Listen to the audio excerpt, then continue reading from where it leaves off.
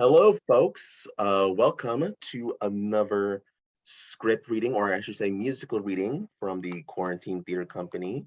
I am the host, Curtis. Tonight's musical reading shall be The Nightmare Before Christmas. What a perfect time to do this. The day after Halloween and in November, so in between Halloween and Christmas. So works perfectly out that way. I'm not just a host. Obviously, as you can tell by the picture, I will be playing the Pumpkin King himself, Jack Skellington.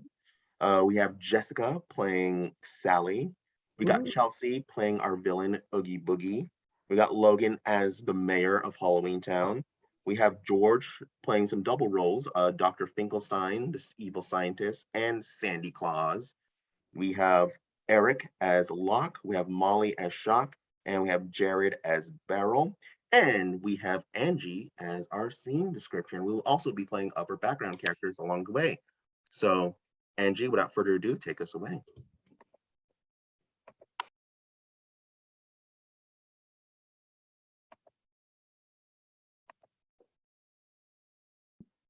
The Nightmare Before Christmas. Story by Tim Burton, Michael McDowell, Caroline Thompson. Lyrics by Danny Elfman. Screenplay by Caroline Thompson. Fade in. Prologue. Close on. An old-fashioned calendar, the kind that is used to hang in offices in the 40s. Each day is a tear-off page. The dates are printed in bold black lettering. The pages of the year zip off at a rate faster than the eye can really register. The impression should be of time whizzing by. Over this, Santa Claus narrates. 'Twas a long time ago, quite a bit to be fair, in a place that I'm sure you are quite unaware. For our story that you are about to be told began in the holiday worlds of old. Without holidays, goodness, how dull life would be, without their distraction and pleasure and glee. The calendar makes a sudden stop at Christmas. The calendar page peels back to reveal the first hint of color in the black and white of the year. Smoke curls up from the chimney of a snow-covered cottage at a clearing of snow-covered pine forest. The stop is only for a beat. Then the calendar speeds on. But our holidays are the result of much fuss and hard work for the worlds that must make them for us. The calendar stops again, this time at Valentine's Day. This stop is short, but longer than the last, as each subsequent stop will be. In Valentineville, fat cupids shoot arrows at distant chocolate dripping hearts. Target practice. See, each holiday town works all year to create 24 special hours fantastically great. Soon the calendar whirls on. Next stop is Easter, where it is spring. Cackling hens sit side by side in their long row of nests. In unison, choreographed like some ballet, they lay their pre-decorated eggs. Then the eggs drop down a chute and land on a conveyor belt, which carries them out of the henhouse into a waiting Easter basket. Fleeting 24 hours take long to prepare, a full year of planning and plenty of care. But now, getting back to the story at hand, I should mention this point about holiday lands. The calendar flips to the 4th of July, fireworks. Abe Lincoln fires a cannon. The cannonball explodes midair, showering down the word happy. Betsy Ross uses a sparkler to write the word 4th. Paul Revere sets off the first 6 rockets. Rocket 1 erupts a 0. 2 traces an F. Together they read OF. Rocket number 3 won't light. Neither will 4, 5, or 6. Paul Revere panics. But Paul Revere's horse saves the day. He kicks off his horseshoes, shooting them at the side of the wooden fence. As they hit the boards, each becomes the letter J-U-L-Y. For each one, way back when, was alas unaware of the other's existence. Now I've said it, so there. The calendar pages tear on slowing at October 29th, slowing more at and stopping at the 31st. But once there occurred a calamity so great, when 2 of the worlds did collide by mistake. The October 31st page peels back to nothing, to black. We fall in, or perhaps it should feel more like we're swallowed up. Title sequence.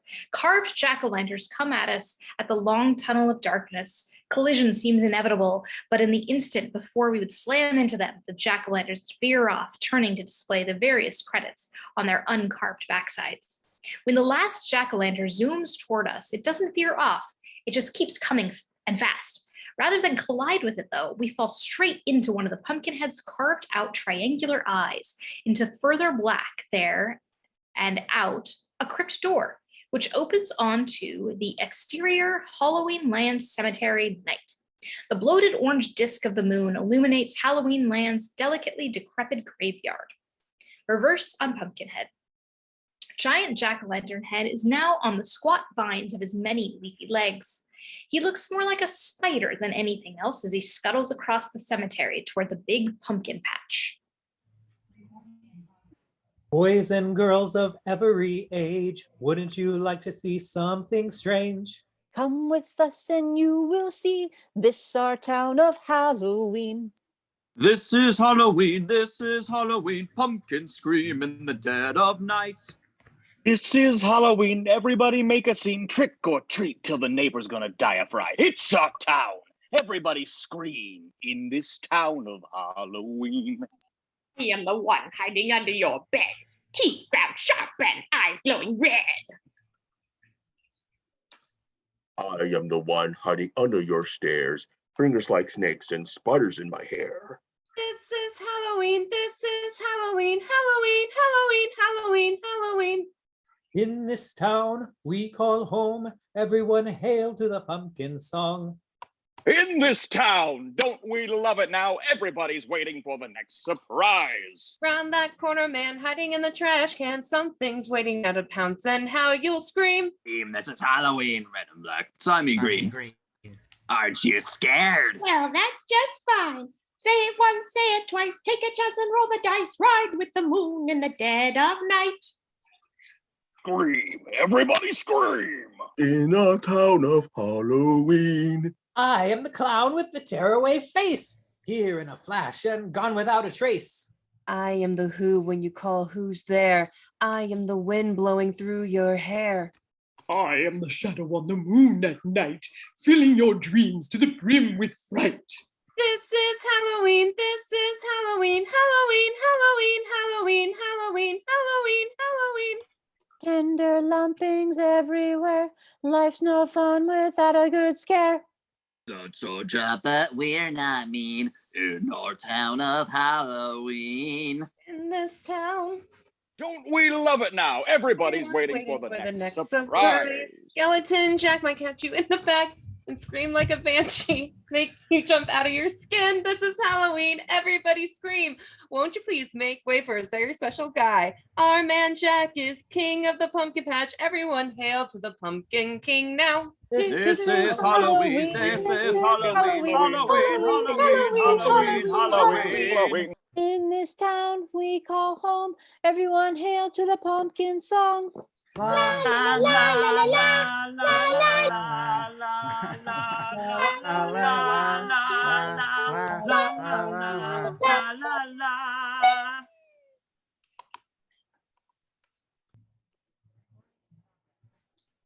Later, Jack Skellington is demonstrative and very excitable with highs that are extraordinarily high and lows that are unusually low. Right now, he is surrounded by his admirers. The witches in particular fawn over him. Jack seems eager to please everyone, but at the same time, a bit anxious to get on with it. Thank you, thank you. This was our most horrible Halloween yet.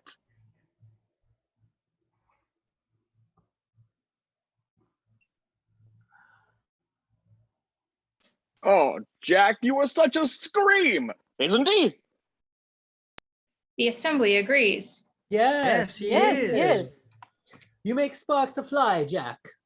You make oil boil. Make rats shriek. I love that. You make flesh crawl. The three witches try to outdo one another. And wounds separate.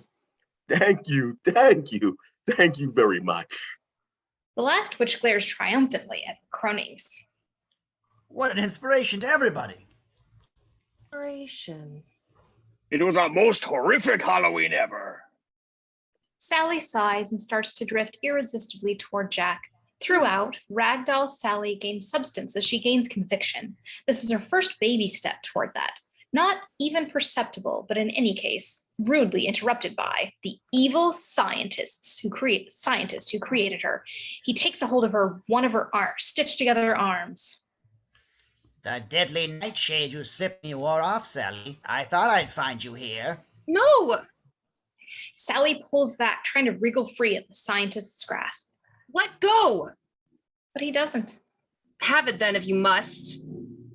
With her other hand, she quickly and deftly rips out the stitches that attach her arm to the rest of her, then rips the arm clear out of its socket. She leaves the doctor holding it while she runs off into the crowd, determined to elude the evil scientist. She disappears into the gloom and the direction of the cemetery. Shaking her torn-off arm, the evil scientist calls after her. You'll be back. Sooner or later, you'll need this. Jack continues to congratulate and be congratulated by the various citizens of Halloween Land. The mayor interjects, looking for attention. Next year will be even better. You'll see. Do you really think so, Jack? Of course I do. It always is, isn't it? Always. We'll have to get on it immediately. No time for sitting around smugly. Oh, that's so true. We've got a lot of work ahead of us. Good night, everybody. Good night. Good night, Jack. The assembly breaks up. Jack turns to leave, but his path is blocked by a couple of adorably hideous kid monsters. Just one more time, Jack. Please, Jack. Jack rattles his bones once more for the kids. They shriek a gleeful shriek and scamper off. At the corner of the town square, Jack passes a street band, fellow skeletons down on their luck, an accordion player, a sax player, and a violinist. He tosses a coin into their hat. Playing, they nod their thanks. Cut to exterior cemetery, night later. Utterly dejected, Sally crouches behind a tombstone. She hugs herself with her remaining arm. The sudden sound of someone approaching makes her freeze. She dares to peek over the top of the tombstone to see who it is. It's Jack. The sight of him immediately comforts her. Oh, it's Jack. Look at him. He's so alive, so happy. He's so filled with confidence he could teach the wolves to howl.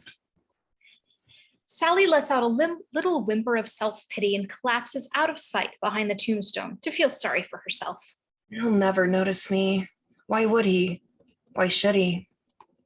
Sally hugs herself again, as best as she can, with her one arm. Jack makes his way past the markers and mausoleums. He looks around and, since Sally is hidden behind the tombstone, he doesn't see anyone. He starts the long climb up Cemetery Ridge as he sings.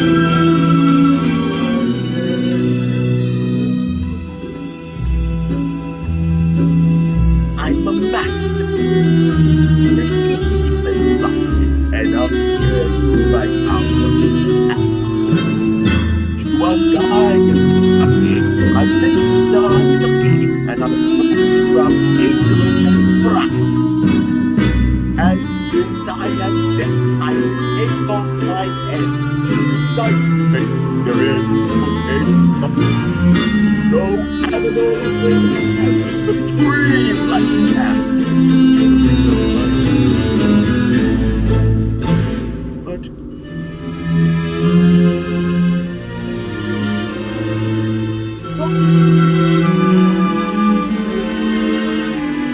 which I think.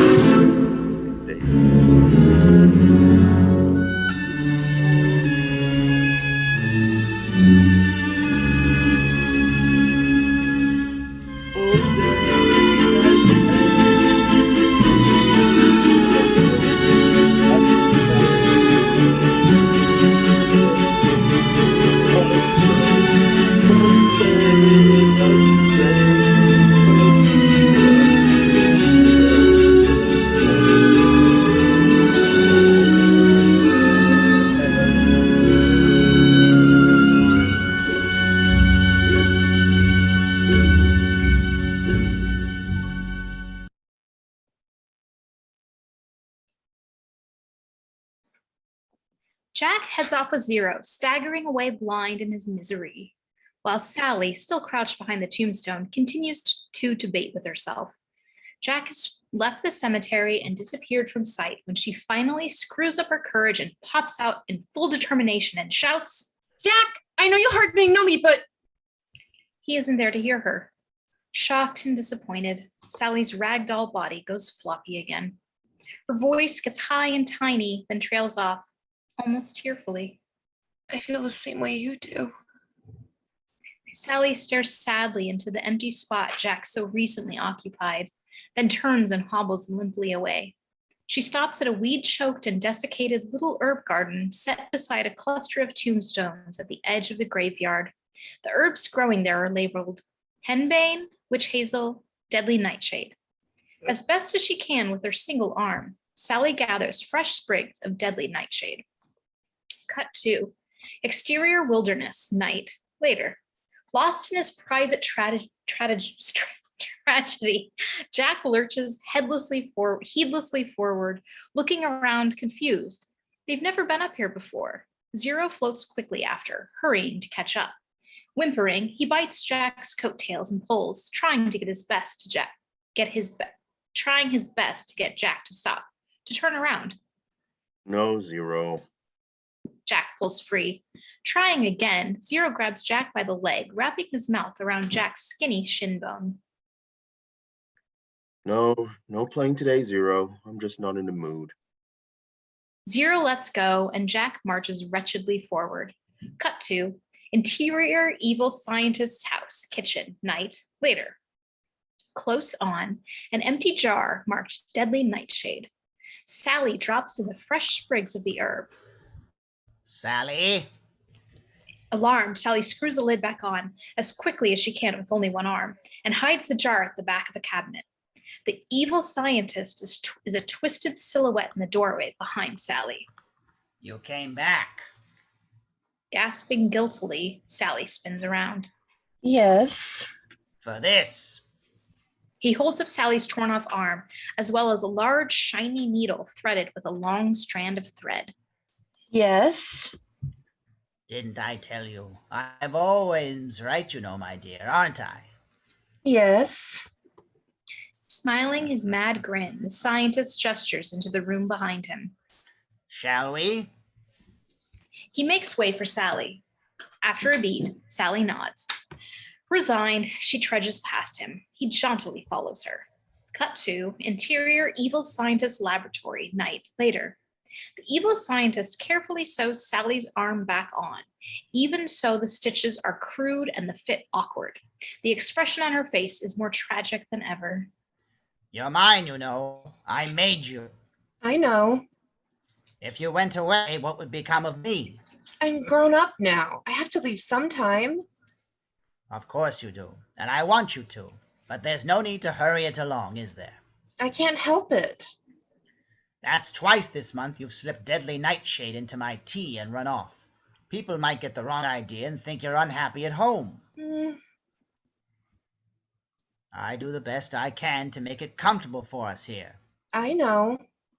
but I guess my bestest isn't good enough. As anxious as she is to be away from here, Sally can't bear the thought of hurting anybody and instinctively tries to make him feel better. That's not true. It's a beautiful home, wonderfully comfortable. I'm indebted to you for everything. It's just what? Just me, I suppose. I'm restless. I can't help it. The scientist smiles, feeling Sally under his sway again. He pats her consolingly, then finishes sewing on her arm and makes an elaborate knot at the end of his stitches. He snips the thread and puts away his sewing kit. It's a phase, my dear. It'll pass. We need to be patient, that's all. Sally heaves a big sigh. That's all. She looks off tragically. Outside, it's sunrise. Cut to exterior forest dawn. Still bowed in the depth of his despair, unaware of time or distance or anything, Jack wanders through the gloom of the forest. Zero floats protectively at his side. Suddenly, Jack is stabbed by a ray of light from the rising sun. Oh. Cringing, he stops in his tracks. When he dares to look up around him, it is as though he had just woken up from a dream. Where am I? Zero barks his haunted ghost bark. Jack seemed to notice the dog. Zero, where are we? We've never been here, have we, boy? Jack takes a few steps in one direction and looks curiously, then a few steps in another direction and looks and looks. It's someplace new. Zero circles Jack, whirling him around, trying to aim him back toward home. But Jack resists. He wants to see whatever there is to see. He proceeds deeper into the woods. Cut to exterior Jack's tower, day. The mayor's hearse pulls up in front of Jack's tower. The mayor climbs out, arms brimming with blueprints and plans. He struts to Jack's door, his self-confident face on, and bangs on the knocker. Jack? He waits for an answer. There isn't any. Even this little bit of suspense brings out the mayor's other face. This one is scared, self-doubting. Jack? Are you home? There's still no answer. The mayor squints out into the street. Clearing his throat, he barks confidently at passers-by. Have you seen Jack? Have you seen Jack? But nobody has. He doesn't bother to ask the street van set up across the street. The mayor's bravado face evaporates and the whiny one takes over. See, we had an appointment. His blustery face back on, the mayor shouts up to Jack's room at the top of the tower. Jack, I've got plans for next year, see? He holds up the blueprints and plans that he carries. Go over them with you so we can get started. Halloween will be here again in no time. 360 odd days fly by too fast. The mayor's faces alternate progressively rapid successions. Panic sets in. Please, I'm only an elected official here. I can't make decisions. Jack!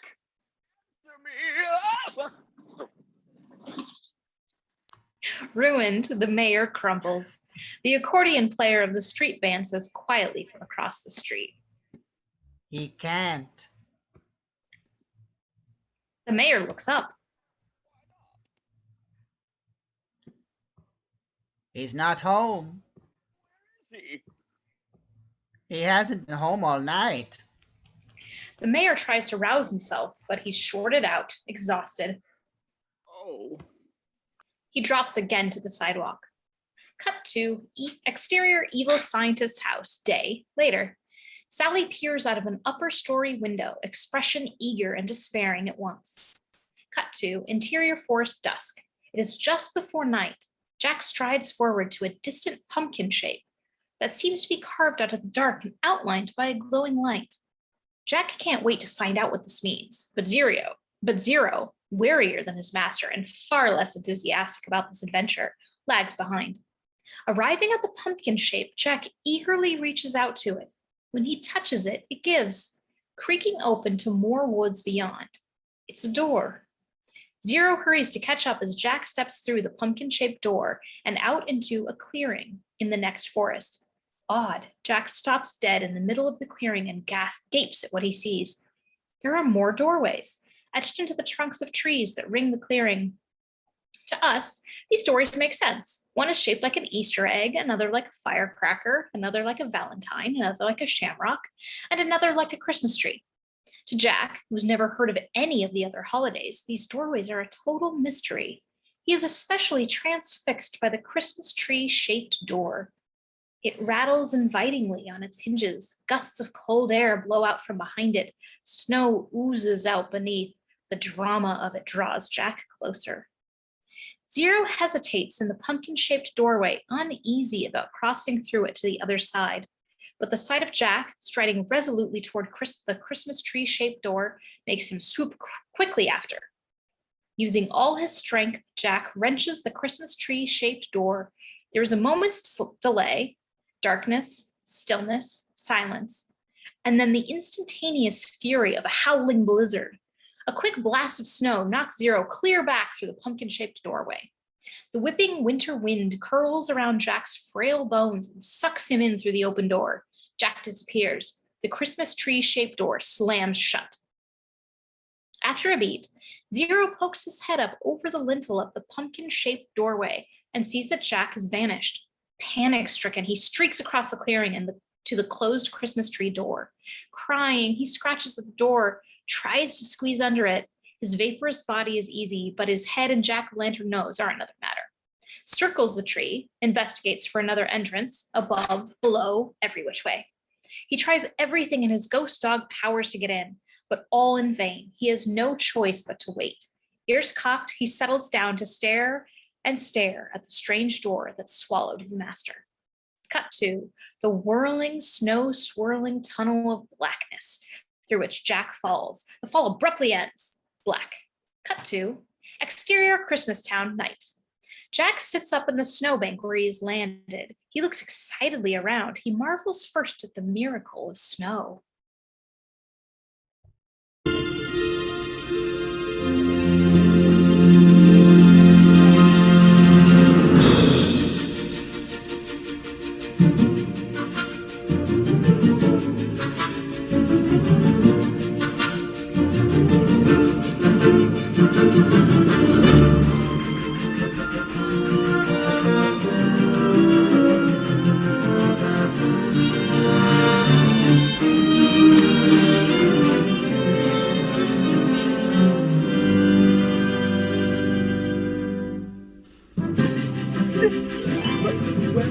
The one in the air. Is this? I can't believe my eyes. I must be coming with the jacket.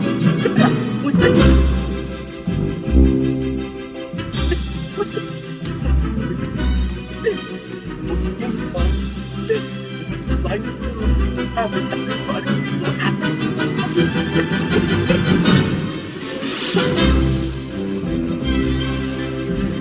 Throwing snowballs instead of throwing heads. There's a little more flexible. No one's dead. Just close the window like that. My eyes.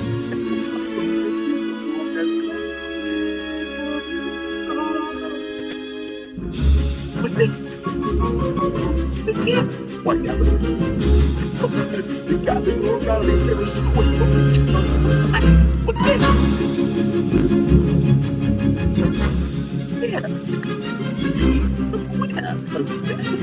And type of music on butterflies and strings, just one of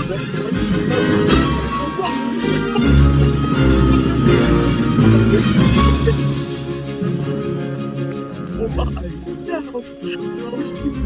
Look, it's the ghouls, the monkeys, the schools, and the homes. Inside the dreamland.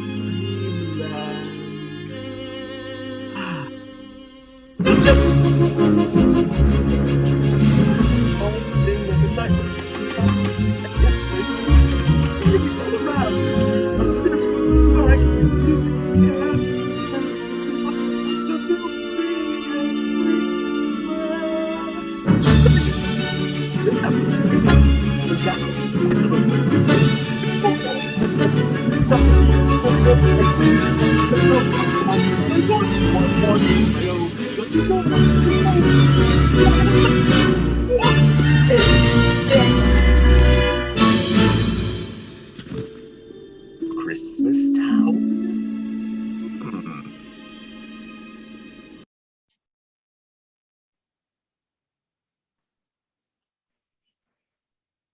Jack studies the town from this distance. The lights glow heartwarmingly.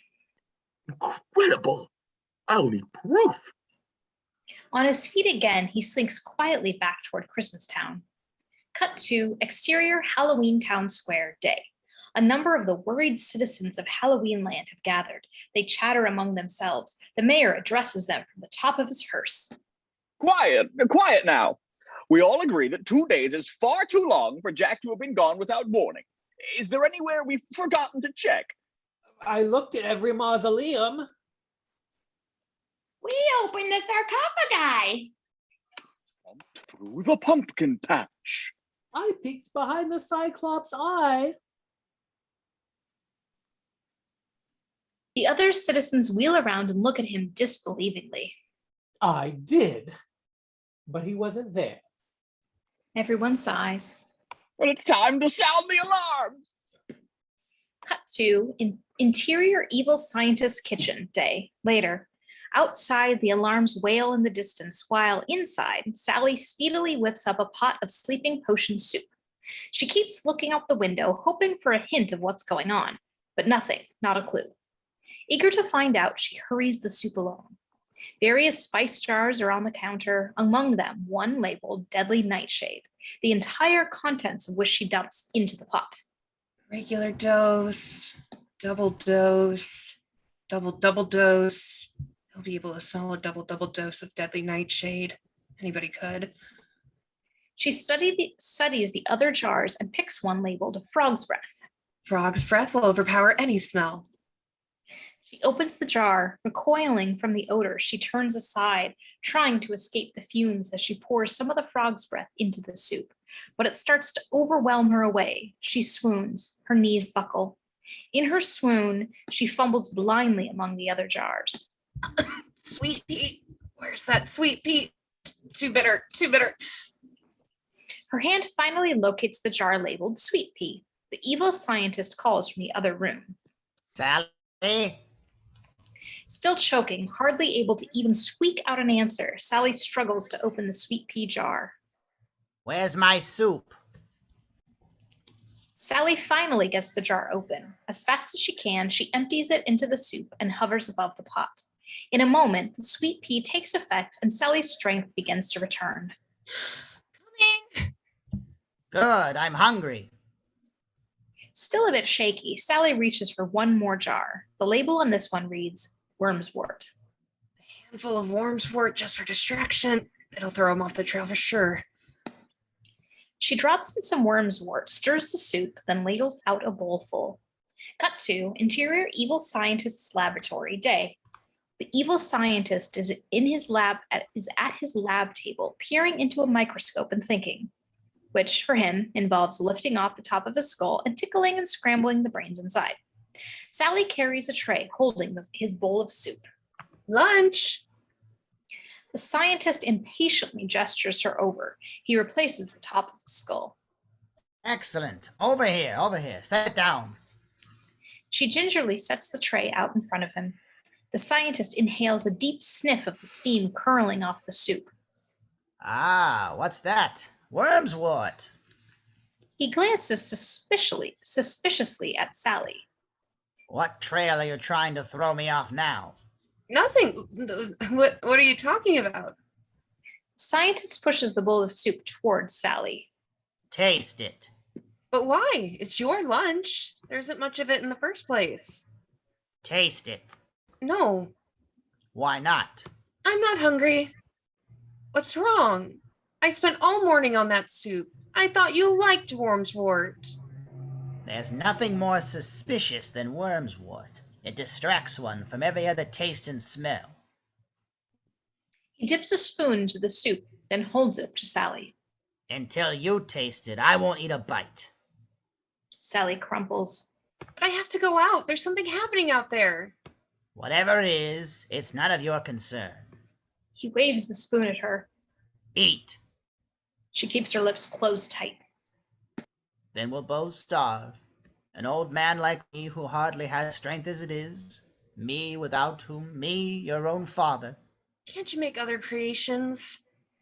I could, of course I could, but no one would be like you. I'll never understand how you can be so cold-hearted, how you can treat me this way, discarding me like... It works. He wears Sally down. All right, all right. I'll eat it.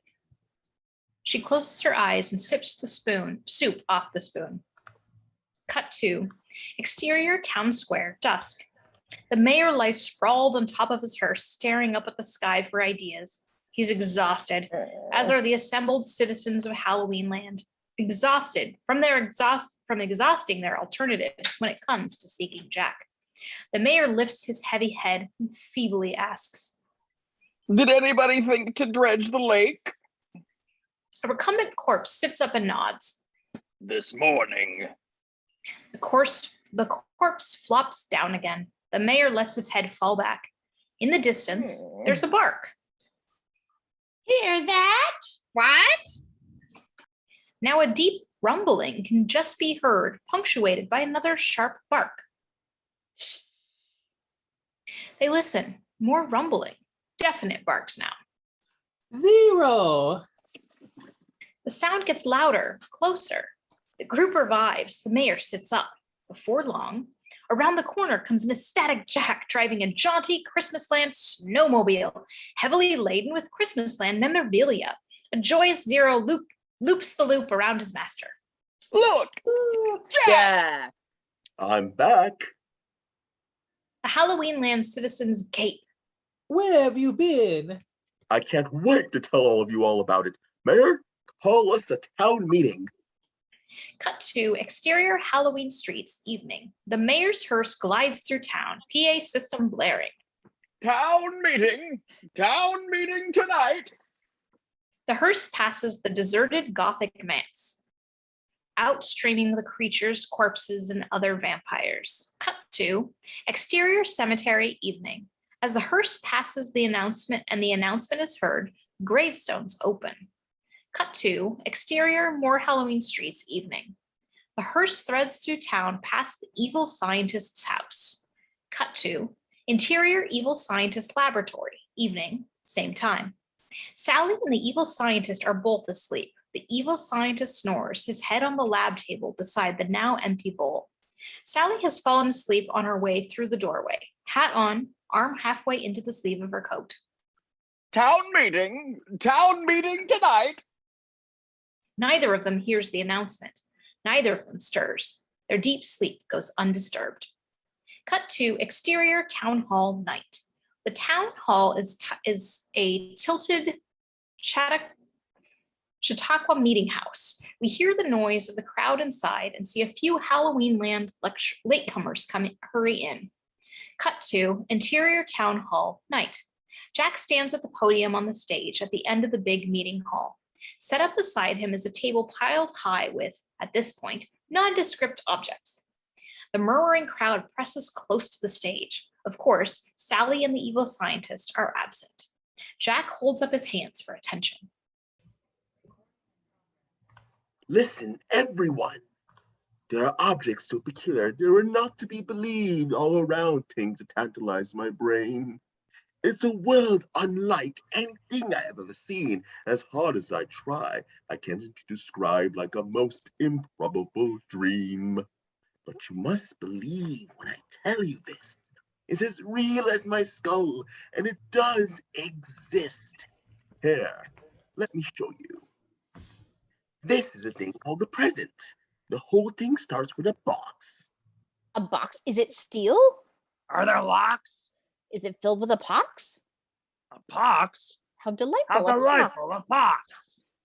If you please. Just a box with bright colored paper, and the whole thing's topped with a bow. Uh-oh, but why? How ugly. What's in it? What's in it? That's the point of the thing, not to know. The bat, will it bend?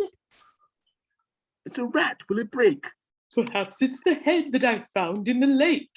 Listen now, you don't understand. That's not the point of Christmas land. Now pay attention. We pick up an oversized sock and hang it like this on the wall. Oh yes, does it still have a foot? Let me see, let me look. Is it rotted and covered in gook? Let me explain. There's no foot inside, but there's candy. Or sometimes it's filled with small toys. Small toys, do they bite? Do they snap? Or explode in a sack? Or perhaps just bring out a scare girls and boys. What a splendid idea! This Christmas sounds fun. I fully endorse it. Let's try it at once. Everyone, please now, not so fast. There's something here that you don't quite grasp. Well, I may as well give them what they want. And the best, I must confess, I have saved for the last, for the ruler of this Christmas land is a fearsome king with a deep, mighty voice. At least that's what I've come to understand. And I've also heard it told that he's something to behold, like a lobster, huge and red. When he sets out to slay with his rain gear on, carting bulging sacks with his big great arms, that is so I've heard it said. And on a dark, cold night, under full moonlight, he flies into a fog like a vulture in the sky. And they call him Sandy Claus.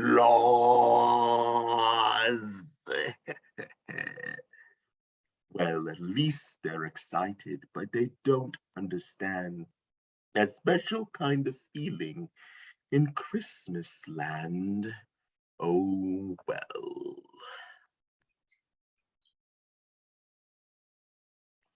Cut to interior Jack's tower night. Jack happily decorates his room with the Christmas land souvenirs. He festoons the electric chair with the boughs of holly and a sprig of mistletoe atop the confining head cap. He tosses wreaths around the necks of gargoyles that leer down from the corners of the ceiling. He ties a red bow on Zero. Later, in bed, snuggled down wearing a nightcap, his pile of Christmas books beside him, Jack gazes critically around his room. It is overbright with electric lights. They're strung everywhere they can be strung. Tinsel sparkles glaringly. Lips pursed, Jack climbs out of bed to pull a string of lights out behind an obscuring cobweb. Then isn't satisfied just to see them, but traces the intricate pattern of the cobweb with them. He steps back for perspective, comes forward to make an adjustment, steps back to look again. He frowns. He scratches his head. It's not quite right. Something's wrong. But what? He paces and looks, but the mystery remains a mystery. Cut to interior evil scientist's house day. Still suffering the effects of her own sleeping potion, a disheveled Sally drags through the house. The doorbell rings. Sally turns sluggishly. Who could that be? She shuffles toward it. Cut to interior evil scientist's front door. Day, moments later. Sally drags open the front door. There on the front stoop, to her utter astonishment, stands Jack. He has on a cheery face, but it is obvious to her that he is disturbed. Good morning. You don't have to say that. You don't need to pretend. Not with me. He looks quizzically at her. Is the doctor in? Who is it, Sally? Answering for her, Jack strides right in. It's Jack Skellington. Jack, what a surprise, my boy. A rare pleasure indeed. Come on back. I'm in the laboratory. Jack heads back. Sally looks tragically after. Cut to interior Jack's tower, dusk. Jack intently sets up a makeshift laboratory with equipment borrowed from the evil scientist. A microscope, mortar and pestle, petri dishes, a centrifuge, test tubes, beakers already filled with steaming liquid. Cut to interior evil scientist's laboratory, night. As Sally shuffles timidly into the room, the scientist doesn't look up from his reading. Jack Skellington was here this morning. The scientist nods without looking up. He stayed a long time. The scientist nods again. When he left, he took a lot of equipment with him. He's conducting experiments of his own. Experiments? Suddenly afraid for Jack, Sally wheels around and stumbles out into the hall and up the rickety stairs. Interior Sally's room, night, moments later. Sally rushes in and hurries across to her window. She stands on tiptoe and strains to peer out. In the distance, between two other buildings, she can just make out a corner of Jack's tower. A strange glow emanates from there. Sally stares for a long time, biting her lip with worry, then decisively. Sally turns to her desk. She takes out a piece of paper and a pen and writes, reading aloud as she goes. Dear doctor, please don't come after me again. Please let me go this time. I'm all grown up and need to find my own life now. I hope you will understand someday at least. Signed, Sally. P.S. I'll come visit very soon. P.P.S. There's fresh soup in the fridge. P.P.P.S. It isn't spiked. She adds some X's and O's to the bottom of the letter, then sets it out on the pillow of her bed where the doctor will be sure to find it. She takes a needle and a spool of thread out of her drawer, stuffs them into her dress, then without warning, jumps out her window with suicidal abandon. Cut to exterior evil scientist house, night, continuous time. Sally lands on the street outside, sprawled, torn apart, stuffing flowing out, stitches burst. In a moment, she flops upright. She pulls out the needle, the thread, threads the needle, and glancing every so often over her shoulder at the evil scientist's house, hurriedly proceeds to sew herself back together again. The job done, she stashes the needle and thread and wobbly, her stitches are looser than the doctor's, gets to her feet to go. Only she sewed one of her legs on backwards, so that when she takes a step, her legs walk in opposite directions and she falls right over. She lets out a little moan of frustration. Swiveling, she looks back at the house, afraid of getting caught. She works even faster now, ripping out the stitches on the leg that she replaced backwards and basting it back on facing forwards. These stitches are really huge and ungainly. Still, they're substantial enough to allow her to get to her feet and totter away, though limping rather badly. Cut to interior Jack's tower, sunrise. Jack has worked through the night and continues to work, concentrated, intent, doing his methodical best to study Christmas. He stares at an image of Sandy Claus he's drawn on the chalkboard with a giant red lobster hand and elaborate reindeer, then erases it. He leaps back and forth through the Christmas books, every so often stopping briefly on an image, Rudolph the Red-Nosed Reindeer, or Frosty the Snowman, or an annotated illustration of the stockings are hung by the chimney with care. He scrapes a little bit of the shininess off of a Christmas tree ball. With a mortar and pestle, he grinds the flakes of the shininess to a sparkling powder, then sprinkles the powder over himself as if it were fairy dust. He strikes a pose and waits. But no transformation occurs. In another beat, he turns back to his work table, freshly determined. Sooner or later, this Christmas yield up its secrets to me. I'll crack it, I will. He studies a strand of tinsel under a microscope. It reflects his own hollow eye socket back to him. Cut to exterior Jack's tower, day. Hiding in the shadows of the building across the street, Sally stares up at Jack's room. She pulls back out of sight at once when the evil scientist passes, obviously looking for her, but steps out again as soon as he's gone. Other citizens of Halloween look up at Jack's window as they pass and shake their heads with concern, but only Sally keeps a vigil. Cut to interior Jack's tower, day later. Jack stands at the chalkboard where he scribbled elaborate formula. Good cheer plus roasting chestnuts plus Sandy Claus equals Christmas fun. Sugar plums plus Christmas trees plus Rudolph the Red-Nosed Reindeer equals Christmas fun. Presents plus mistletoe plus snowballs equal Christmas fun. If A equals B and B equals C and A equals C, then what isn't D? He feverishly crosses out some phrases, corrects others, substitutes, modifies. Cut to exterior Jack's tower, dusk. Using a pulley, Sally surreptitiously hoists a basket of food. Cut to interior Jack's tower, dusk, continuous time.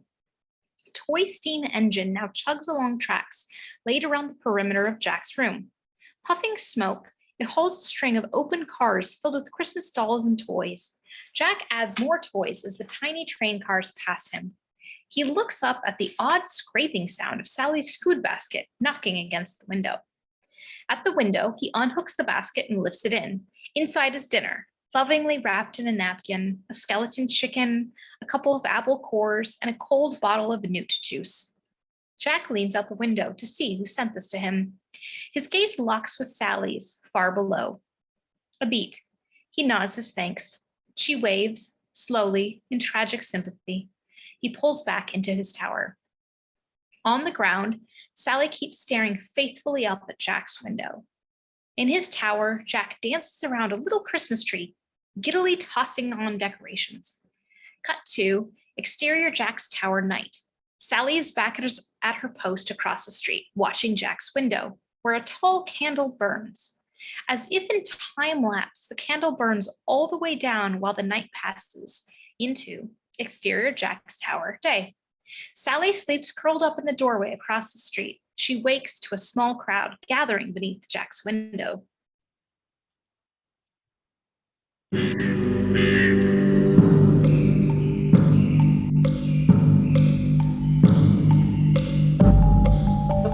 Something's up with Jack. Don't know if we're ever going to get him back. All alone up there, locked away inside. Never says a word. Something's up with Jack. Something's up with Jack.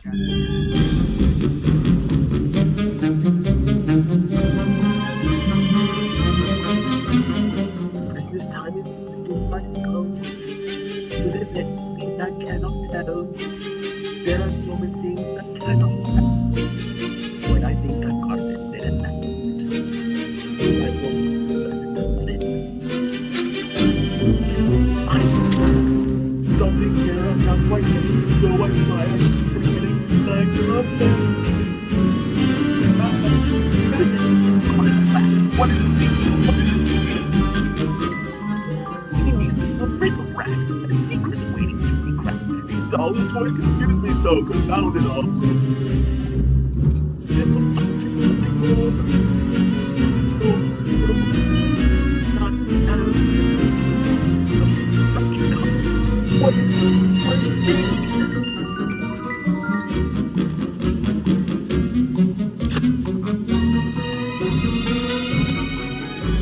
I've read these Christmas books so many times. I know the stories and I know the rhymes. I know the Christmas carols on my heart. My books tearing me apart. I read them. Or perhaps it's really not as I expecting. And remind my English. Of course, I'm really close.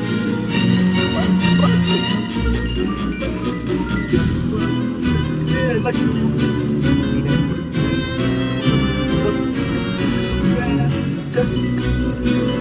But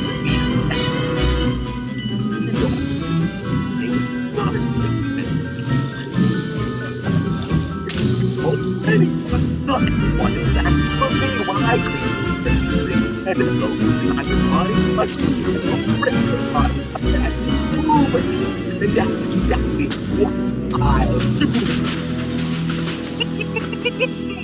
Glory, I got it.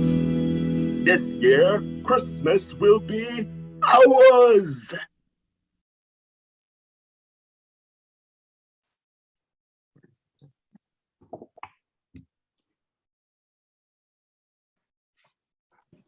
Below, the crowd is relieved. Ah. They smile up at their beloved skeleton Jack, all except for Sally. Oh, Jack. Now what fever's engulfed you? Your poor, sensitive mind. Sally stares up at him. Cut to exterior town hall day. A line of waiting Halloweeners extends out the entrance doors. The word Christmas buzzes in the air. Sally stands in line with everyone else, somewhere near the back, just behind the members of the street band. She practices what she's going to say to Jack when it's her turn. Jack, you must let go of this insanity. Don't make this mistake. Taking over Christmas is no way to fill the gaping hole you feel inside. Sally cowers as she hears the mayor call. Dr. Finkelstein to the front of the line. Dr. Finkelstein, step right inside. Sally ducks out of sight behind the furry behemoth in back of her as the evil scientist hobbles by. Looking for Sally, he peers through his pince-nez at the faces he passes. Dr. Finkelstein, we're looking for Dr. Finkelstein. The evil scientist hobbles through the front door. Cut to interior town hall day, continuous time. At the end of the hall is Jack. To one side of him is his Christmas treasure trunk filled to the brim with dolls and toys and decorations. On the other side, the mayor sits at a table. Before him is the open scroll, the long list. With his raven feather pen, the mayor enthusiastically marks off items and occasionally scribbles notes. Forging ahead with the making of Christmas, he and Jack are giving out assignments to the citizens of Halloween Land. At the moment, Jack discusses doll making with a couple of large vampires. One of the vampires cradles an example of a baby doll in the palm of his hand. As he rocks it, its eyes close as if it's lying down, but open when it's brought upright. The doll also cries, bleeding sadly. The vampires make a face at one another. What kind of noise is that for a baby to make? The other vampires shrug. Can you handle it? We can improve it too. I knew it. The vampires scurry off, still studying the baby doll, looking for other improvements. Jack turns to the evil scientist. Oh, doctor, just the man I wanted to see. Jack pulls a book out of his trunk. He leaps through it to a picture of Santa's reindeer hooked up to the sleigh and shows the evil scientist. I need some of these. The evil scientist peers closely at the picture of the reindeer in Jack's book, making quick calculations. These, their construction should be very simple, I think. The mayor bellows again, practically in the evil scientist's ear. Dr. Finkelstein! Right here. The mayor glares at him resentfully. Time. The mayor makes a big show, checking off the doctor's name. Next, 3 mischievous trick-or-treaters scuttle up to the mayor's table. They are small but insidious professionals. Their names are Lock, Shock, and Barrel. We're here. You sent for us. Specifically, By name, Lock? Shock. Barrel. The mayor announces the little trick-or-treaters. Boogie Boogie's boys to see you, Jack. Excellent. The evil scientist shuffles off with the book. The mayor studies his list again. What a smashing success our Christmas will be. Jack waves Lock, Shock, and Barrel over. I have a very important, very delicate job for you. They come close and huddle before him. Jack whispers his plan. They titter, half whispering to themselves. Cut to exterior street outside town hall. Day later. The 3 trick-or-treaters tiptoe out, still tittering and whispering. They sing.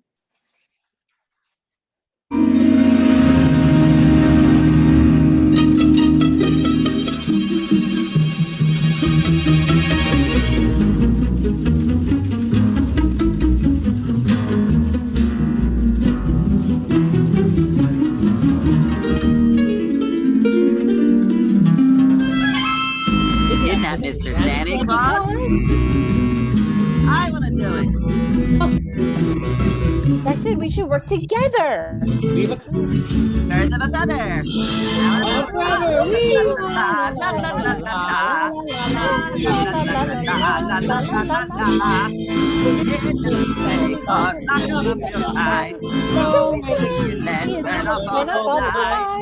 First, we're going to set some bait inside a nasty trap and wait. When he comes a sniffing, we will snap and trap and close the gate. Wait, I've got a better plan to catch this big red lobster, man. Let's pop him in a boiling pot and when he's done, we'll butter him up. Throw him in a box. Wearing him for 90 years and see if he talks. Oh, Mr. Goldman. Take the whole thing over then. So please, I do declare. Cook him rare.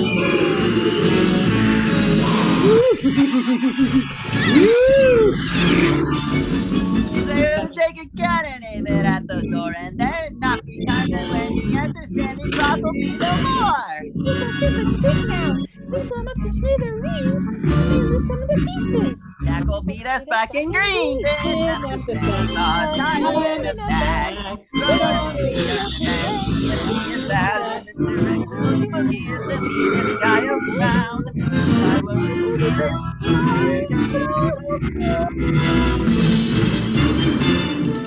so pleased by our success. You'll reward us too, I'll bet. Perhaps you'll make a special stew. Think it's spider stew. Little hens. And your job with pride. Do our best to please him and stay on his good side. I wish my cohorts weren't so dumb. I'm not the dumb one. You're no fun. Make me. I've got something. Listen now. This one is really good. You'll see. They'll send a present to his door upon the note to hear to read. Now in the box will wait and hide until his curiosity entices him to look inside and then we'll have him 1, 2, 3. Not gonna be for 90 years. Let's see what makes him tick. Not the Santa Claus. Boogie is everything is ticks. Not the Santa Claus. Boogie. The cage and then throw away the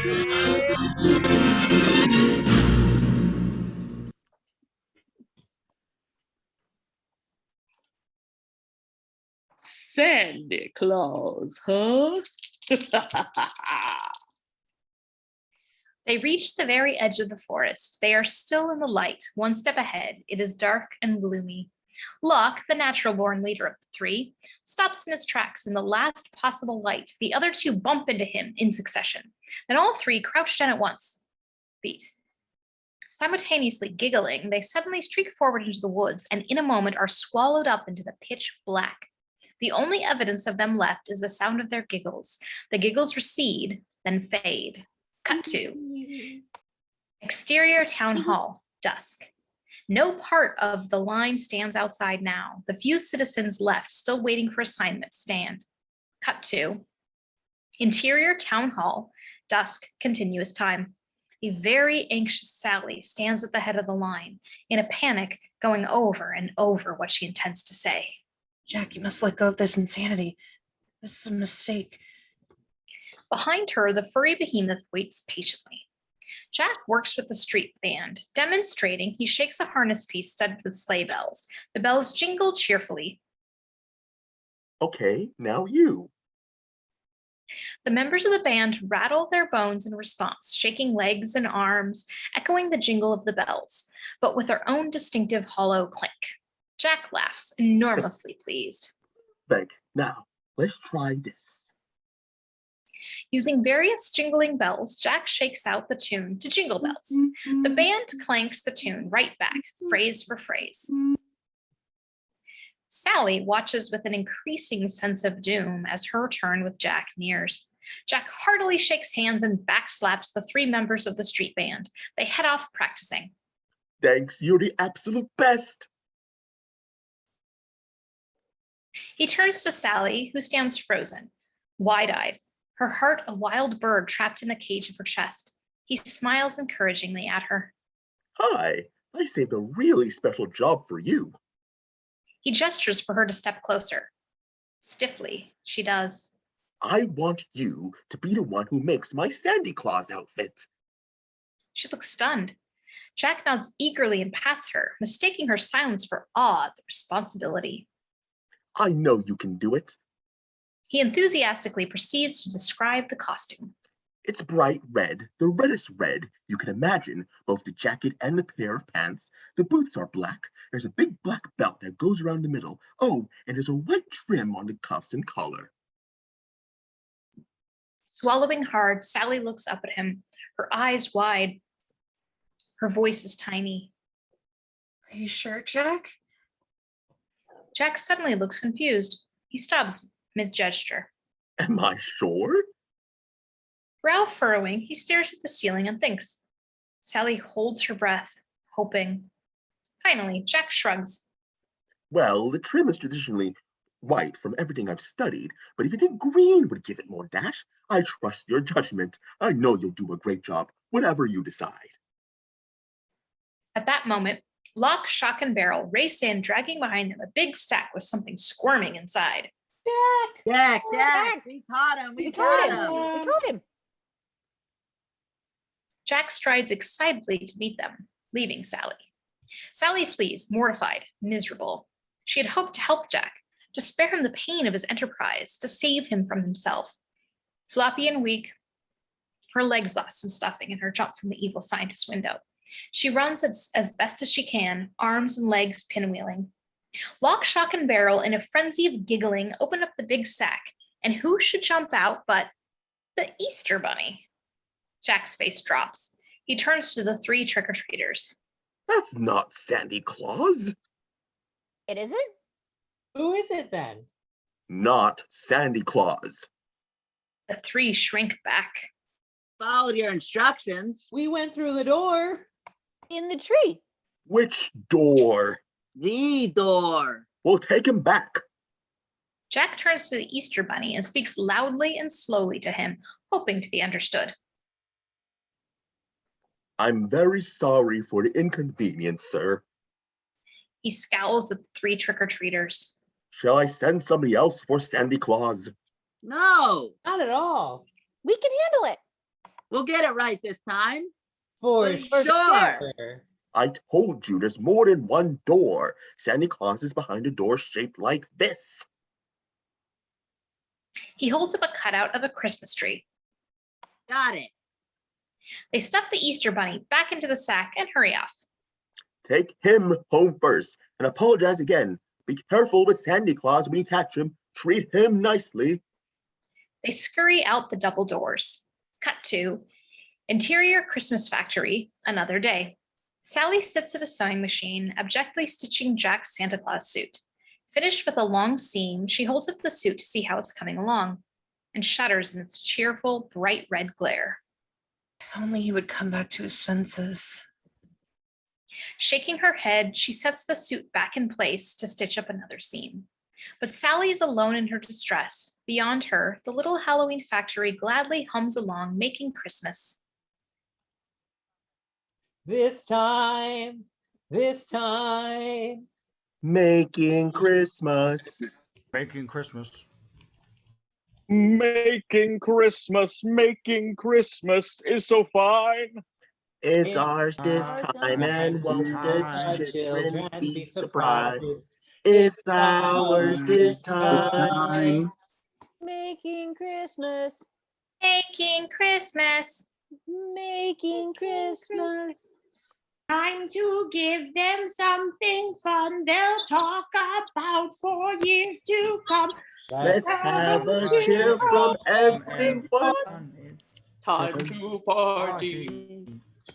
Christmas, making Christmas. Snakes and mice get wrapped up so nice with spider legs and pretty bows. It's ours this time. All together, that and this, with all our treats, we're making Christmas time. Here comes Jack. I don't believe what's happening to me. My hopes, my dreams, my fantasy.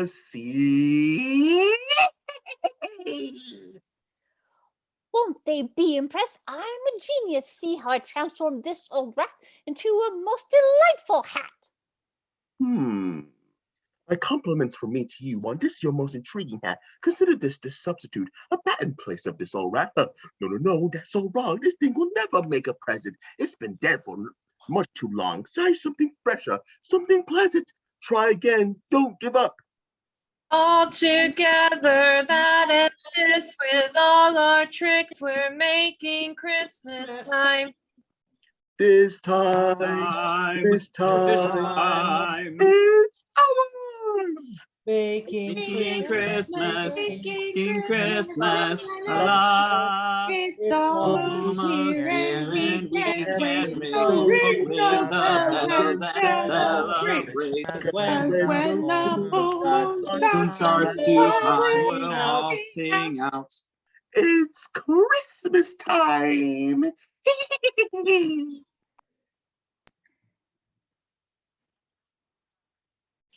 Jack supervises and approves as the residents of Halloween Land busily manufacture the Halloween version of Christmas toys, dolls, decorations, doing their well-intentioned best to create the warmest, most magical Christmas yet.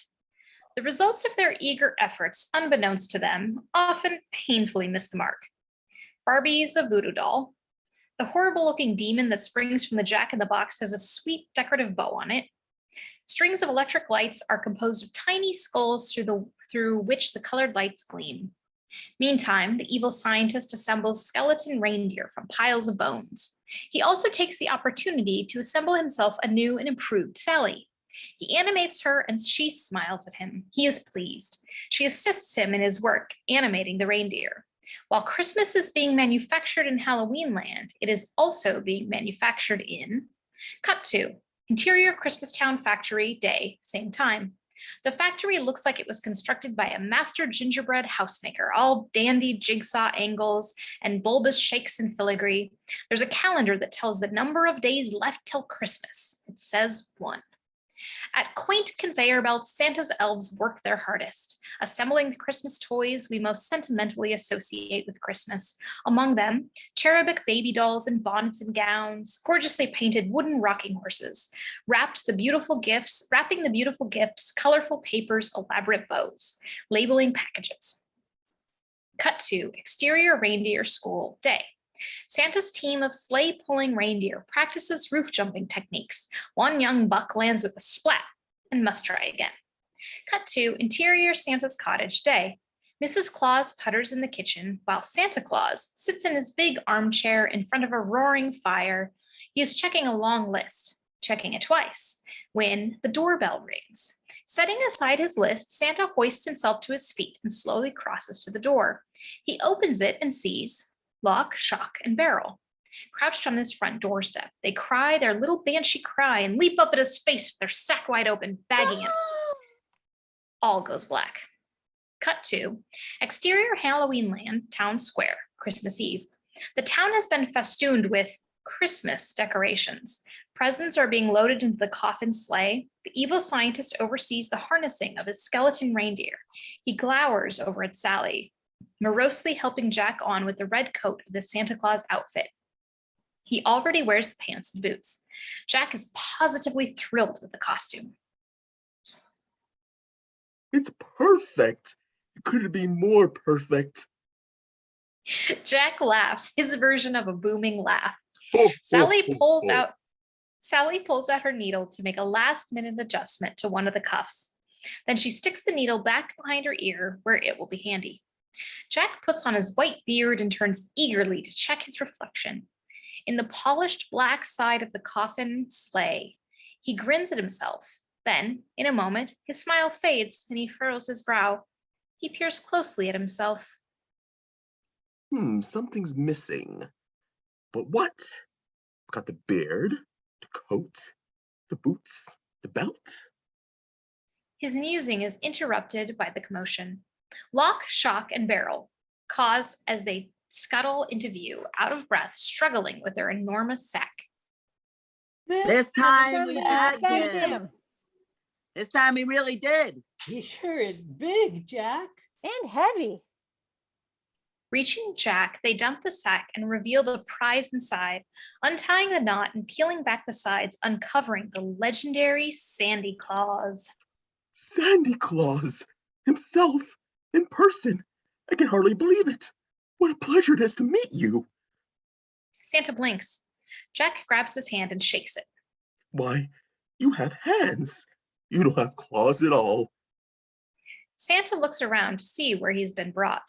He gapes in horror at the Christmas decorations everywhere, at the coffin sleigh, at the reindeer, at the staring residents of Halloween land, at Jack before him in what looks very much like a deflated version of his own outfit. The shock renders him speechless. Surprised, aren't you? I knew you would be, but you haven't seen anything yet. Jack pauses a beat for impact, then springs the good news. You don't need to have another worry about Christmas this year. Not a single care. We've seen to every detail. Santa's eyes go wide and he begins to sputter, searching for the words that could conceivably express the depths of his feelings. Sally looks on, horrified. Consider this a vacation, Sandy, a reward. Worked hard for a long time. It's your turn to take it easy. Leave everything to me. You're going to be so pleased. You just relax and enjoy yourself while you're here. See that he's comfortable, boys. Lock, Shock, and Barrel grab a hold of Santa to drag him off again, but Jack stops them. Just a second, fellas. Jack plucks the red cap off of Santa's head. Of course, that's what I'm missing. You don't mind if I borrow it, do you? Thanks. He pops Santa's cap on his own head. It is too big and droops charmingly over one of Jack's big eye sockets. He grins the biggest grin yet. Must be something. There must be something. There must be something I can do to stop him. I know. I'll make him some tea. She rushes off. Cut to exterior Halloween land streets, Christmas Eve, a little later. Lock, Shock, and Barrel strain to push, pull, haul, carry the astonished, still sputtering Santa Claus through town. Where are we taking him? Where? To Oogie Boogie's place, of course. There isn't any place in the whole world more comfortable than that, is there? No, there isn't. There isn't. And Jack said to make him comfortable, didn't he? Yes, he did. He did. The three gleefully giggle their hideous giggle. Cut to exterior town square, Christmas Eve, later. The mayor gives Jack the grandest possible Halloween send-off. Think of us as you soar triumphantly through the sky, outshining any star, your silhouette a dark blot, breaking the perfect circle of the moon. We who are left behind here will surely be thinking of you. Jack stands tall beside his sleigh. The street band rattles a delicate jingle bells. The townspeople look on proudly. Sally hurries back with a streaming cup of her special sleeping potion tea. The mayor blabs on. You who are our pride, you who are our glory, you who have frightened millions into an early grave, you who have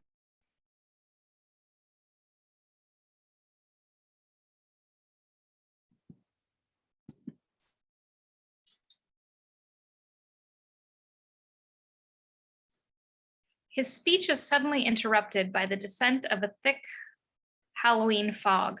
The fog swirls around the assembled crowd. It licks on at the mayor. It threatens to engulf Jack, the sleigh, the skeleton, the reindeer. Oh no! Sally gazes about her in happy wonder. The sight of the fog brings a wide, welcoming look to her face. She dumps out the tea. It eats a hole in the ground. She won't be needing it after all. The fog swallows everyone. I'll never get the sleigh off the ground in this. The reindeer can't see an inch in front of their noses. This fog's as thick as jellied brains. Yeah. There goes my hopes, my plans, my dreams, the tall tales, the legends, the lies. There's a thin, ghostly bark. It belongs to Zero. His little jack-o'-lantern nose floats in, a tiny beacon penetrating the fog. There goes Christmas. No, Zero, not now, down boy. After a long beat, Hey, wait a minute. we hear the sounds of rummaging, of Jack muttering. Where did I put that book? I know it's in here somewhere. Here it is. We hear pages turned back and forth. Then with characteristic melodramatic flourish, Jack recites, Zero, with your nose so bright, won't you guide my sleigh tonight? Barking, Zero swoops with pure joy. The crowd cheers. Zero floats to the front of the sleigh and takes position. His jack-o'-lantern nose glows brighter and brighter, soon illuminating the whole sleigh. Jack leaps abroad. We're off. With a crack of a skeleton whip, Jack and his ghostly entourage are instantly aloft. In a moment, they are gone. Sally gapes into the swirling fog. She stares miserably into the cup she's emptied, then back up into the fog-choked sky.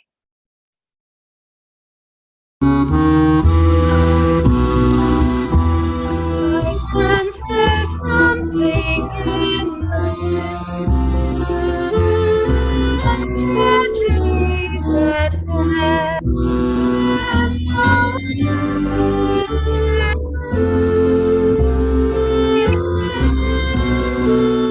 that I have, though I distrust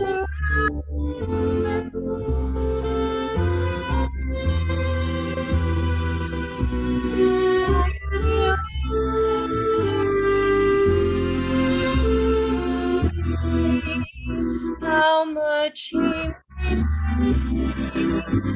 I think it's not true. What will become of my dear friend? Where will his actions lead us then? Oh, I'd like to join them in their enthusiastic. Oh, yes, I might end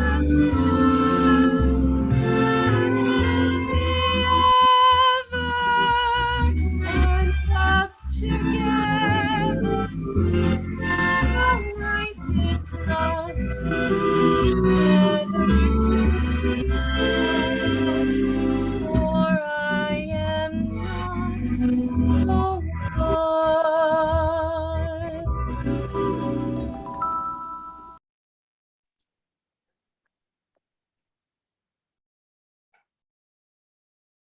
Exterior, starry, starry night.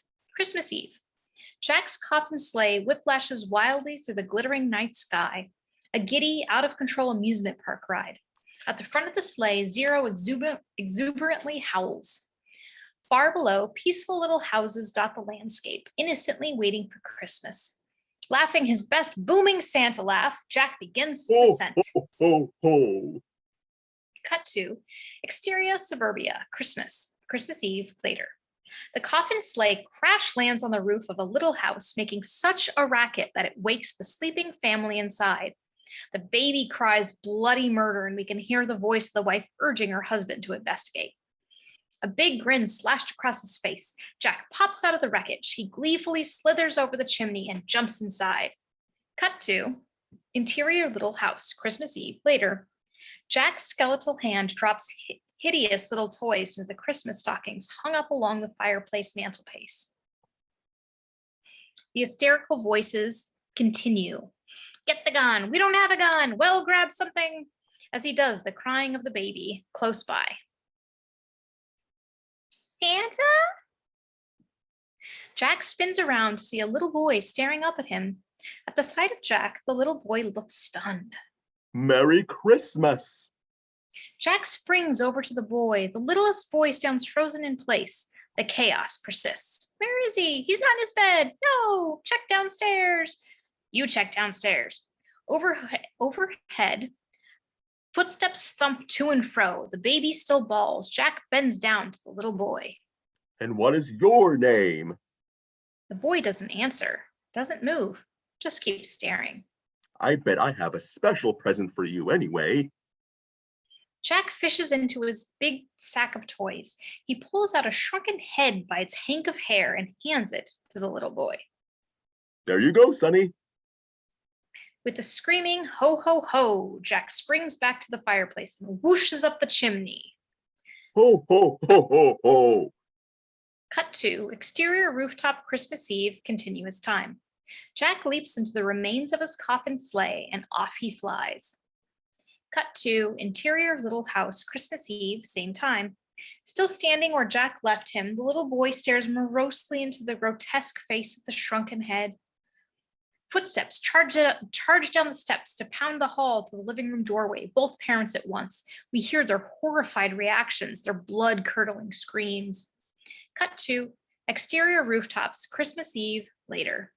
Jack leaps nimbly from rooftop to rooftop, merrily delivering presents, blissfully unaware of the havoc he is creating. Cut to exterior Halloween Land, Christmas Eve, same time. Several residents of Halloween Land eagerly crowd around the witch's cauldron to watch Jack, whose giddy journey above the rooftops is reflected in the bubbling brew, the gathering oohs and ahs and applause. Sally is not among those watching. A shriek of joy makes her peek forlornly out behind the distant building. She pulls back out of sight. Cut to interior various houses, Christmas Eve, same time. Doors are locked, bolts are thrown, telephones are dialed. Hello, police? A baby doll is cradled in the lap of a little girl. For no apparent reason, the baby doll's eyes suddenly open. The little girl shrieks and throws the doll off her lap. A man-eating wreath snakes off the door where it hangs, sending out tentacles and tendrils that wrap around their legs of the kissing couple, yanking them clean off their feet. A vampire teddy bear smiles as it totters across the room. The tracks of a monstrous toy train slither around a room, chasing retreating children. Cut to exterior neighborhood, Christmas Eve, same time. Jack gleefully continues delivering Christmas, mistaking the irate screams and shaking fists of citizens below for gratitude. He waves and calls, "You're welcome." Interior police station, Christmas Eve, same time. Several phone lines at the sergeant's desk ring off the hook. We see the sergeant is in a blue uniform, a big band. He answers phone after phone. Police station. Where did you spot him? As fast as we can. Police station. I know. A skeleton. Where are you? Right. Just keep calm. Turn off all the lights. Make sure the doors are locked. Hello, police station. Exterior radio tower, Christmas Eve later. The news broadcasts from a tall radio tower. Someone parading as Santa Claus is ruining Christmas. Reports are pouring in from all over the globe that an imposter is shamelessly impersonating Santa Claus and...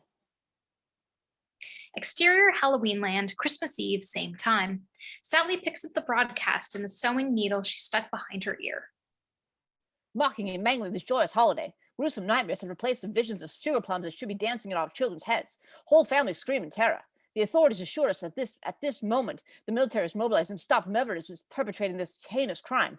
This monster must be stopped. Santa Claus, wherever you are, come back, and set things right. The whole world is in a panic. Hearing this, Sally, too, is in a panic. She runs one way, then the other. I've got to help Jack. She runs off. Interior Boogie Woogie's jail, Christmas Eve, same time. Santa is behind bars, tied to a chair, in this dank, dripping, dark hellhole that is Oogie Boogie's jail. Out! Let me out! I've got to get out of here now. It's Christmas. Lock, Shock, and Barrel watch, giggling. You better be quiet, Sandy. Maybe he doesn't know.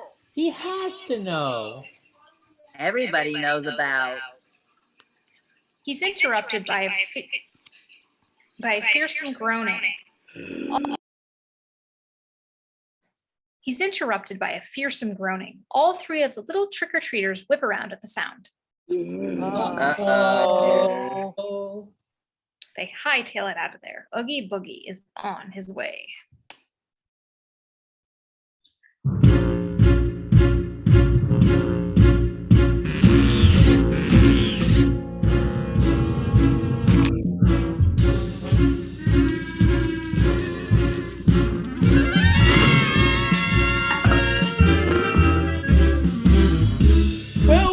Well, what have we here?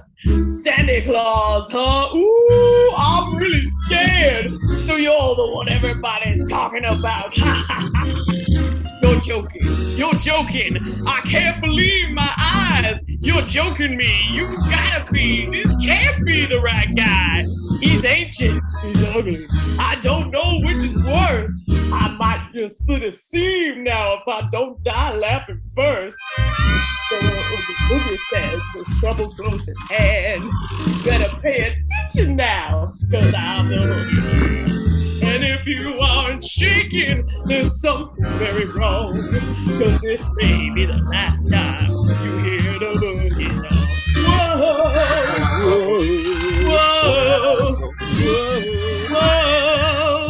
I'm the Boogie Man.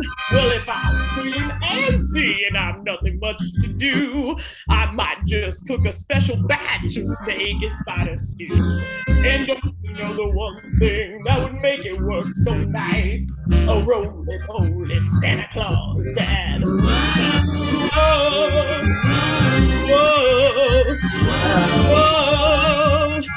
I'm the Oogie Boogie Man. Release me now, or you will face the dire consequences. The children are expecting me, so please come to your senses. You're joking. I can't believe my ears. Will someone shut this fella up? I'm drowning in my tears. It's funny, I'm laughing. You really are too much. And now, with your permission, I'm going to do my stuff. What are you going to do? I'm going to do the best I can. Ooh.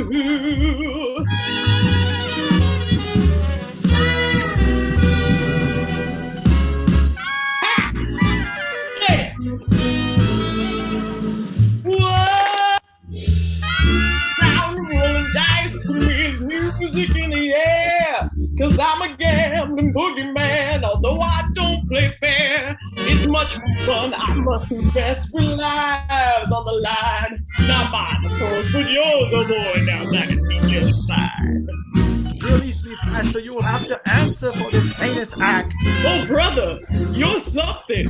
You put me in a spin. You aren't comprehending the position that you're in. It's hopeless. You're finished. You haven't got a prayer, cause I'm Mr. Oogie Boogie, and you ain't going nowhere.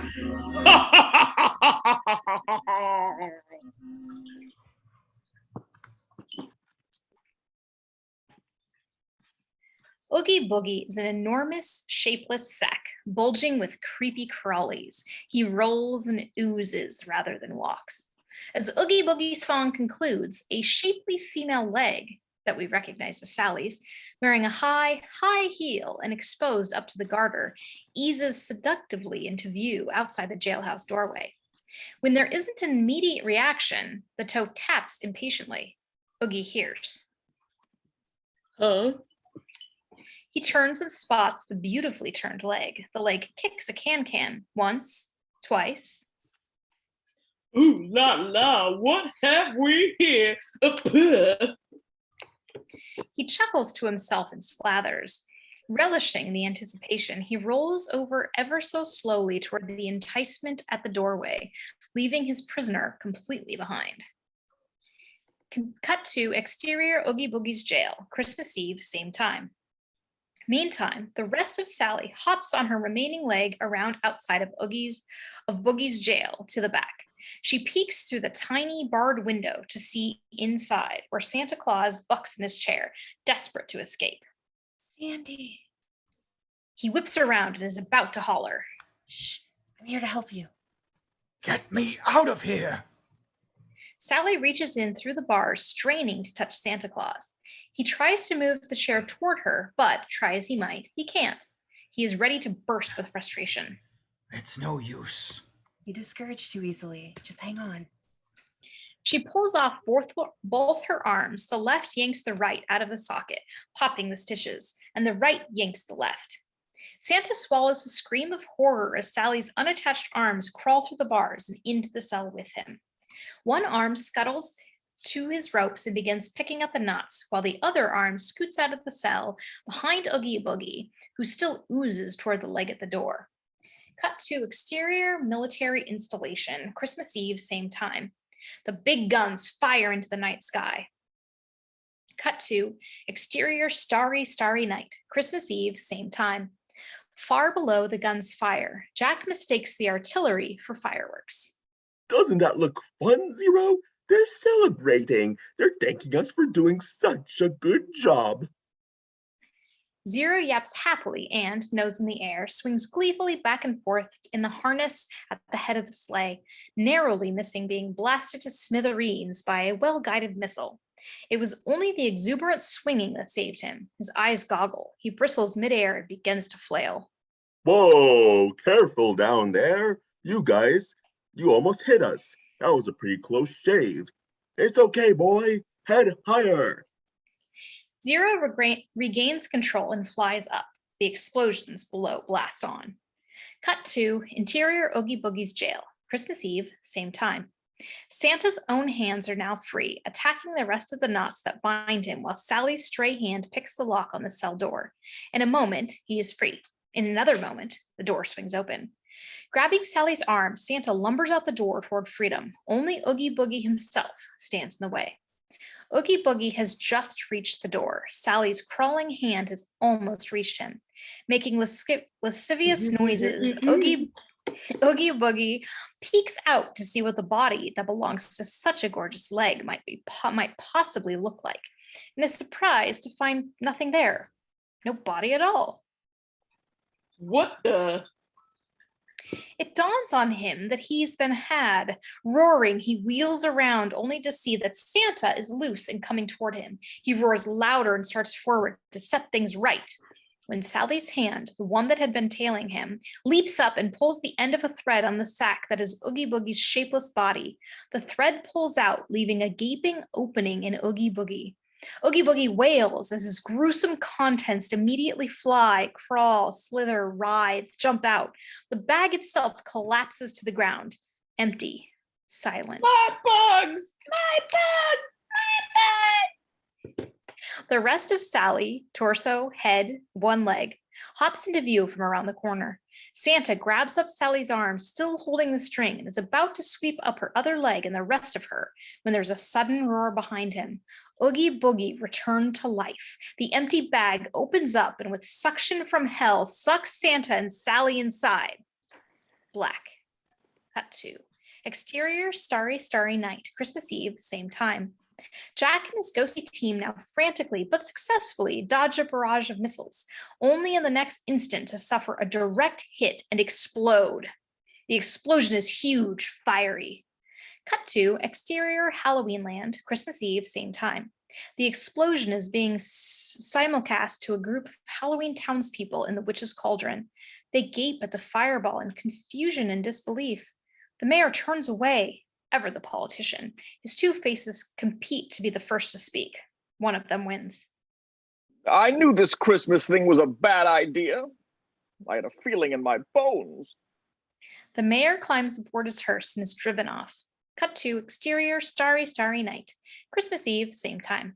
Clutching a burning bag of toys, Jack falls. He holds onto Zero, who turns into a whimpering parachute.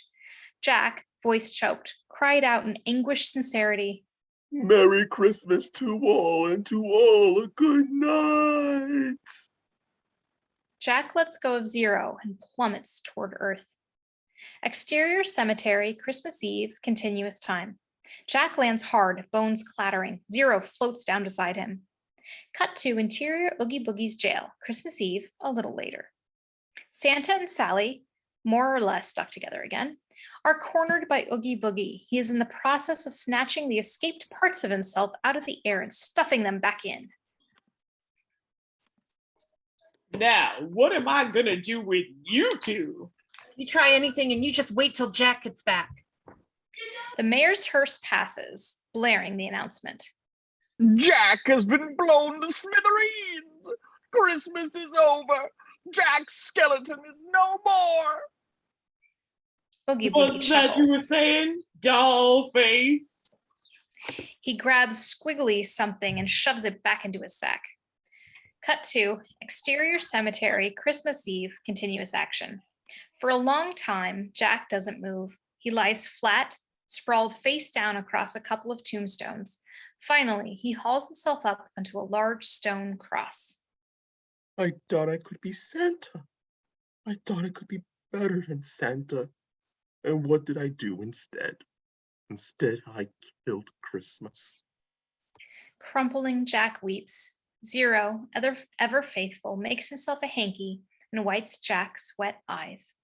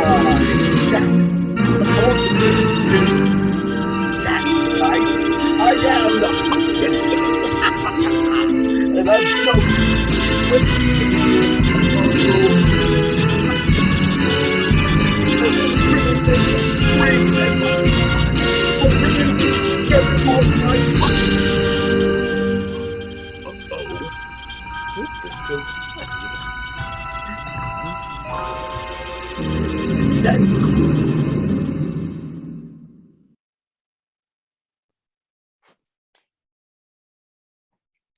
He opens a tombstone, lifting it up as easily as if it were the door to a storm cellar, and filled with determination, runs back down toward Halloween Land. Cut to interior Oogie Boogie's jail, Christmas Eve, later. Santa and Sally dangle perilously above a pit. They've been bound and gagged, and they writhe in terror. From the murky depths below, skeleton crocodiles leap up at them, jaws snapping hungrily. Watching, Oogie Boogie snickers. He lowers Santa and Sally closer. Scrawny little things, they haven't eaten in centuries. Say it's about time we put some meat on their bones, huh? Time for Oogie to boogie down. Suddenly, there's a crash behind him, the crash of the door being kicked in, and there stands Jack. I should say so. Jack sweeps Boogie off his feet and holds him above the pit himself. Immediately, the terrorizer is terrified. Jack, how great to see you. We were all so worried about you. I was just giving our guests here a tour of the place. I told them it was dangerous, but they insisted on a closer look. What could I do? He smiles sheepishly. How about the whole show? He dumps Oogie Boogie over the edge, but delicately keeps a hold of a choice thread.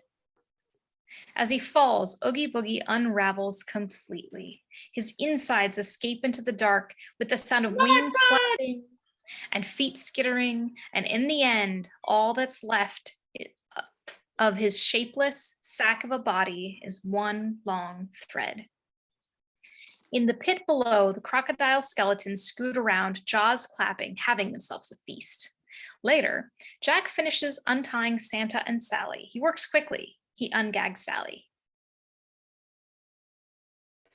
We heard you were pulverized to bone dust. For what I did, I deserve to be bone dust. Jack looks away from Santa's angry gaze. He takes off Santa's cap and replaces it on Santa's head. This is where it belongs. I was only trying to do a good job, but I made a real mess of everything. I'm sorry. Cringing, he unties Santa's gag. Santa scowls and straightens his cap, but rather than chastise Jack, immediately makes for the door. No time to talk now. I've got to go fix Christmas. Santa charges off. Cut to exterior Halloween Land Street, Christmas Eve, later. Various townspeople duck out of the way to avoid Jack, who has stopped to gaze up at the empty night sky. Zero floats beside him. I hope it's not too late for him to set Christmas right. Jack sighs and drags himself up the deserted street. Well, Zero, I guess it's just you and me and Sally. She sure stuck by us, didn't she? Downcast as he stalks along, Jack doesn't notice when it begins to snow. At first, just a few sparkling flakes fall.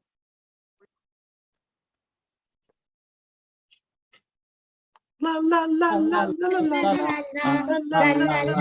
la la. Jack's okay, and he's back. Okay, he's all right. Let's shout, make a fuss, sing it out. Jack is back, everyone sing in our town of Halloween. It's great to be home. Ho, ho, ho! Happy Halloween! Sandy Claus brings snow to Halloween. Merry Christmas! What's this? What's this? I haven't got a clue. What's this? Why, it's completely new. What's this? Must be a Christmas thing. What's this? It's really very strange. This is Halloween, Halloween, Halloween. What's this? What's this? What's this? What's this? What's this? Careful, my precious jewel. Dr. F with his new wife. Jack and Zero see Sally walk towards the top of Pumpkin Hill. She picks up a flower and starts gently picking at its petals until... My dearest friend, If you don't mind, I'd like to join you by your side, where we can gaze into the stars and sit together now and forever. For it is plain as anyone can see, we're simply meant to be. At the end of finale, Zero zooms off into the heavens. The end.